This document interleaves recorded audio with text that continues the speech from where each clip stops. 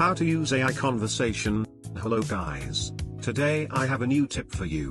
If you don't know how to use AI conversation, please don't move this video. First, you have to go to the Reen AI app. Now, please tap on AI conversation. Then you will see the screen like that. Tap here if you want to change languages. Select the language. Now I will select the English language. Tap here if you want to speak.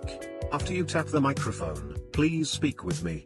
When you finish, you have to tap on the microphone again, and then it will turn off.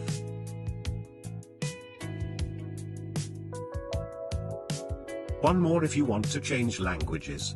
You have not spoken again. Please follow me. You just tap here and choose the language you want to select. Please select. After you tap this, the language will change automatically. At the end of this video, thank you guys for pay your attention. If you have any question, please contact us.